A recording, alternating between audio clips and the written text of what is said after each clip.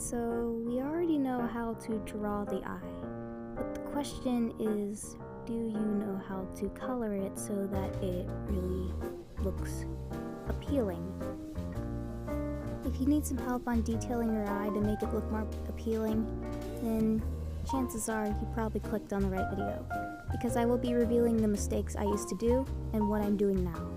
Awesome, let's start. First things first, do not draw the iris or the pupil, or both, on the layer that is the same as the line art, so like the layer you drew the eye on.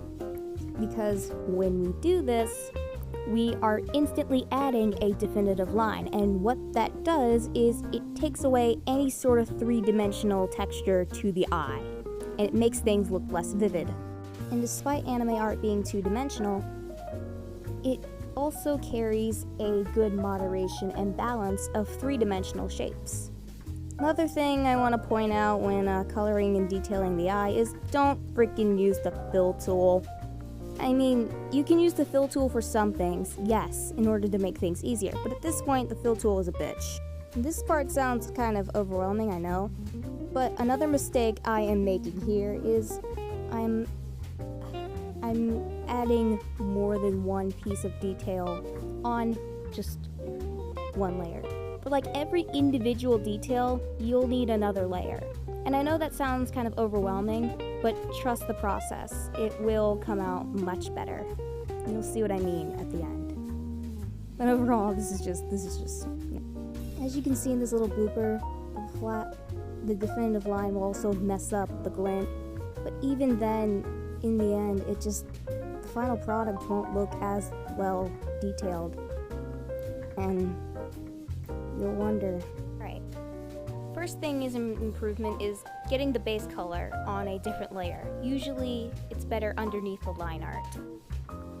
The next thing I'm going to do is I'm going to add the little color scale that gives the eye more value. So you can just watch me do this. Now that that's done, I'm going to cut a bit of it off and make it a little more round. So let's just use the eraser for that. And then I'm going to blur it so that it blends in, that the scale blends in a little more naturally. Actually, I think I may have already done that. Next I'll add in this part of the eye, so it's kind of like the shade, but I'm also giving it a little bit of a detail. The value gives it more detail. Keep that in mind. Also did the pupil. Now I'm going to do the lighter part of the eye, so the part that kind of makes it contrast the most. Do another little...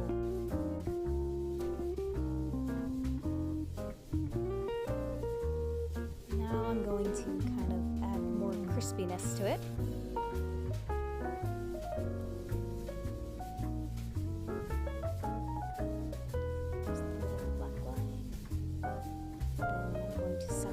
A little more.